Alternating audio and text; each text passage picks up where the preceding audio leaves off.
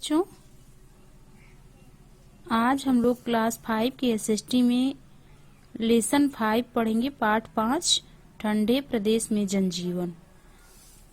आप लोगों को पता है पाठ 1 में ही बताया गया है कि ध्रुवीय प्रदेश ठंडे होते हैं। क्यों? क्योंकि वहाँ सूर्य की किरणें जो हैं तिरछी पड़ती हैं और सारा उष्मा रास्ते में ही व्यय हो जाता है, इसलिए ठंडे ध्रुवों पर बस प्रकाश ही पहुंचता है। इसमें देखिए, ये ग्लोब का आकार है और ये उत्तरी ध्रुव है और ये दक्षिणी ध्रुव है। चलिए इसको पढ़ते हैं हम लोग। ध्रुवीय क्षेत्र बहुत ठंडे रहते हैं। यहाँ साल भर धरती बर्फ से ढकी रहती है। टुंड्रा प्रदेश इसी भाग में स्थित है। टुंड्रा प्रदेश के बारे में आप लोग पढ़ेंगे। टुंड्रा प्रदेश में बहुत ही ज्यादा ठंडी पड़ती है और बर्फ जमी रहती है। तो ये प्रदेश जो है टुंड्रा प्रदेश ध्रुवीय क्षेत्र में स्थित है, जहाँ साल भर बर्फ पड़ती है और साल भर ठंडी रहती है। एशिया, यूरोप और उत्तरी अमेरिका महाद्वीपों के उत्तरी भाग में टुंड्रा सम जलवायु पाई जाती है। टुंड्रा सम जलवायु मतलब टुंड्रा प्रदेश जैसे जलवायु। कहाँ कहाँ? एशिया, यूरोप, उत्तरी अमेरिका महाद्वीपों के उत्तरी भाग में। उत्तरी भाग ये है, ये उत्तरी भाग है। जितना ये काले रंग में रंगा गया है ये सब क्या है? टुंड्रा प्रदेश जैसे है। टुंड्रा प्रदेश जैसी जलवायु पाई जाती है, यानी कि यहाँ सबसे ज्यादा ठंडी पाई जाती है और बर्फ जमी रहती है। टुंड्रा सम जलवायु पाई जाती है, मतलब टुंड्रा जैसी जलवायु पाई जाती है। सम मतलब समान।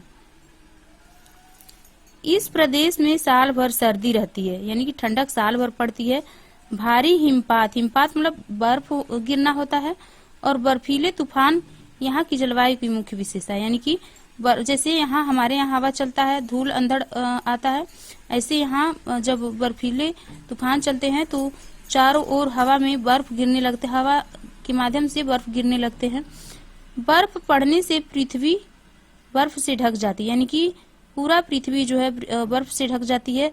3 माह तापमान बढ़ने से कुछ गर्मी बढ़ जाती है, यानी कि जब हमारे यहाँ मई, जून और जुलाई में गर्मी पड़ती है तो यहाँ तापमान थोड़ा बहुत अधिक होता है।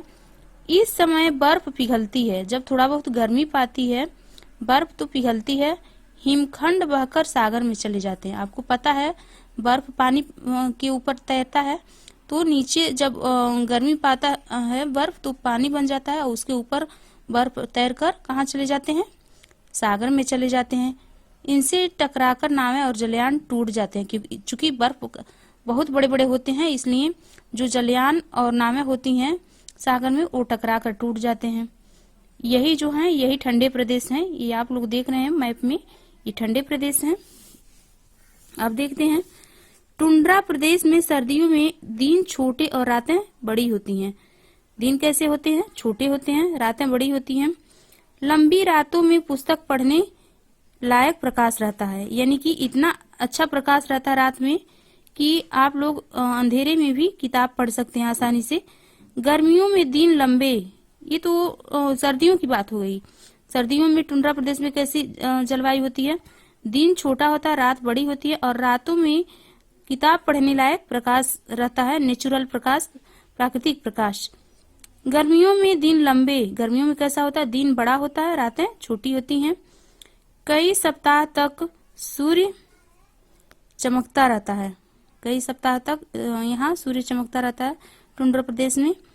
सूर्य का प्रकाश मौसम को सुखद बना देता है। चूंकि वहाँ बर्फ ही बर्फ होता है, इसलिए सूर्य का प्रकाश जब पड़ता है तो लोगों को राहत मिलती है और वहाँ का मौसम सुखद होता है, आरामदायक होने लगता है।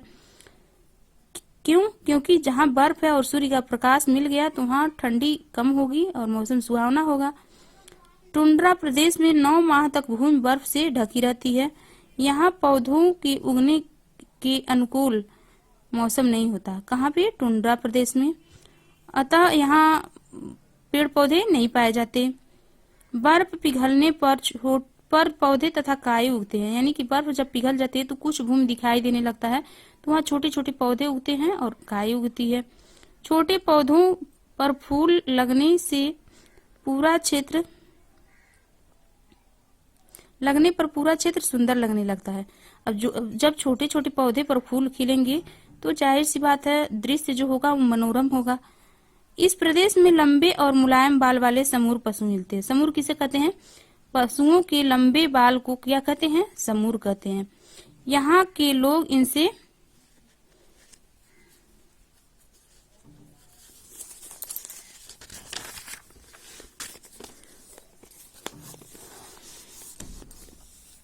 उपयोगी समूर प्राप्त करते हैं। क्या प्राप्त करते हैं? टुंड्रा प्रदेश के लोग समूर वाले पशुओं से समूर यानी कि बाल प्राप्त करते हैं। उस बाल का बहुत ज्यादा उपयोग होता है। ध्रुवीय रीछ पाए जाते हैं यहाँ, रेन डियर पाई जाती है, लोमड़ी और कुत्ते समूरधारी पशु हैं। क्यों? क्योंकि इनके बाल बहुत लंबे होते हैं। क्यों लंबे होते हैं? ये सर्दियों में अनुकूलन बनाने के लिए इनके बाल लंबे हो जाते हैं। ध्रुवीय रीछ, रेन डियर, लोमड़ी और कुत्ते समूरधारी पशु हैं। रेनडियर को पाला जाता है। रेनडियर को पाला जाता है। रेनडियर से दूध क्या क्या प्राप्त होता है? दूध प्राप्त होता है, मांस प्राप्त होता है और खाल के साथ साथ सवारी का भी काम लिया जाता है। रेनडियर से दूध, मांस, खाल और के साथ साथ सवारी भी किया जाता है, यानी कि इसको यात्रा में उपयोग में लाया जाता है, यात्रा करने में। ग्रीनलैंड द्वीप इसी जलवायु प्रदेश में स्थित है। ग्रीनलैंड कहाँ स्थित है? टुंड्रा प्रदेश में स्थित है। इस प्रदेश में मानव जीवन कठिन है। क्यों? क्योंकि यहाँ बर्फ ही बर्फ है, अतः मानव जीवन कठिन है। इस क्षेत्र के निवासी एस्किमो प्रजाति के हैं। यहाँ जो प्रजाति रहती है बर्फों के बीच में, तो वो एस्किमो प्रजाति कहलाती है। एस्किमो साहसी मेहनती और संघर्षशील हैं। सर्दी से बचाव के लिए ये लोग समूर की खाल के बने वस्त्र पहनते हैं। सिर पर टोप और पैरों में जूते इन्हें सर्दी से बचा लेते हैं। ओढ़ने और बिछाने के लिए भी गर्म और मुलायम खाल काम में लाई जाती है। यानी कि सारा जो अपनी जरूरत की चीज है ये खालों से ही या इस प्रदेश में रहने वाले जानवरों से ही प्राप्त करते हैं। जैसे रेनडियर से दूध, मांस और खाल के साथ साथ सवारी का भी काम किया जाता है। मकान बर्फ की सिल्लियां काटकर बनाई जाती है। मकान देखिए, इस बर्फ की सिल्लियां काटकर बनाई गई हैं। इनके गुंबद नुमा बर्फ के मकान इग्लू कहे जाते हैं। इनको क्या कहते हैं? इग्लू। इस घर का क्या नाम है? इग्लू। इनमें ये लोग लेट कर घुसते हैं। देखिए इसका दरवाजा जो है बहुत छोटा है, तो इसमें सीधे नहीं घुस सकते, इसलिए लेट कर घुसना पड़ता होगा। इनमें प्रकाश और गर्मी के लिए चर्बी जलाया जाता है। प्रकाश गर्मी के लिए पशुओं का चर्बी जलाया जाता है। बर्फ पिघलने पर ये लोग खाल के तंबू में रहते हैं। ये बर्फ का बना मकान है, ये पिघल जाता है तो खाल का तंबू तैयार करते हैं लोग और उसमें रहते हैं। पशुओं का शिकार करना और सील मछली पकड़ना इन लोगों का मुख्य धंधा है। पशुओं का दो धंधा मुख्य है, पशुओं का शिकार करना और सील मछली पकड़ना। पशुओं का मांस खाने, खाल पहनने और हड्डियां हथियार बनाने के काम आती हैं। पशुओं का मांस क्या करते हैं लोग? खाते हैं, उसका खाल पहनते हैं और हड्डियां हथियार बनाने के काम में लाते हैं। अतः यहाँ पशु से ही सारा जरूरत पूरा हो जाता है। पशुओं की चर्बी से ही दीपक और स्टोव जलाते हैं। स्टोव पर पानी बनाते हैं, किसको गलाकर? बर्फ गलाकर। और मांस पकाते हैं। हड्डियों से बने हारपून जो होता है, हारपून क्या है? इनका हथियार है। हारपून क्या है? हथियार है जो पशुओं के यहाँ के पशुओं की हड्डी से बनता है। हारपून से एस्किमो बालरस और सील मछली का शिकार करते हैं। हारपून से क्या करते हैं? बालरस मछली और सील मछली का शिकार करते हैं। इनकी बिना पहिए की गाड़ी स्लेज कहलाती है। ये बिना पहिए की गाड़ी बर्फ पर ऐसे ही सरकती जाती है, इसे स्लेज कहते हैं। इसे कुत्ते और रेनडियर खींचते हैं। इस गाड़ी को कौन खींचता है? कुत्ते और रेनडियर।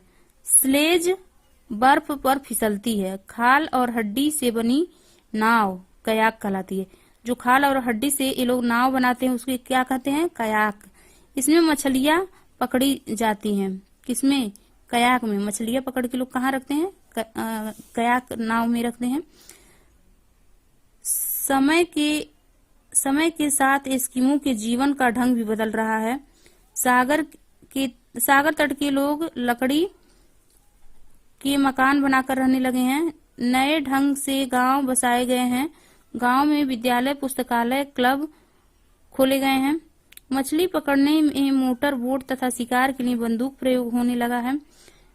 स्लेज खींचने में मोटरों का प्रयोग किया जाने लगा। स्लेज पहले कौन खींचते थे? कुत्ते और रेंडियर खींचते थे, लेकिन अब इन्हें मोटर खींचने लगा है। समूर फार्मों में समूरधारी पशु पाले जाते हैं। बिजली ने इनके जीवन को सुखी बना दिया। किनके जीवन को? एस्किमो के जीवन को। पहले ये लोग ऐसे ही जीवन जीते थे बर्फों के बीच में, लेकिन समय के साथ परिवर्तन हो गया है, इनके जीवन का ढंग बदल गया है। अब लोग सागर के तट पर रहते हैं मकान बनाकर। नए नए गांव बस गए हैं इन प्रदेशों में, और इनके गांव में विद्यालय, पुस्तकालय, क्लब आदि खोले गए हैं। मछली पकड़ने के लिए मोटर बोट तथा शिकार के लिए बंदूक का प्रयोग किया जाने लगा है। स्लेज खींचने के लिए मोटरों का प्रयोग किया जाने लगा है। समूर फार्मों में समूरधारी पशु पाले जाने लगे हैं। बिजली ने इनके जीवन को सुखी बना दिया है। कनाडा और रूस के टुंड्रा प्रदेश के लोगों का जीवन बदल रहा है। क्यों बदल रहा है? क्योंकि आधुनिक चीजें वहां प्रयोग होने लगी हैं। प्राकृतिक पर्यावरण में बदलाव लाकर यहाँ के लोग सुख से रहने लगे हैं। कहाँ के लोग? टुंड्रा प्रदेश के लोग, जहाँ बहुत ज्यादा ठंडी पड़ती है, जहाँ बर्फ ही बर्फ है। देखिए यहाँ स्लेज को कौन खींच रहा है? शिकारी कुत्ते, रेंडियर खींच रहे हैं।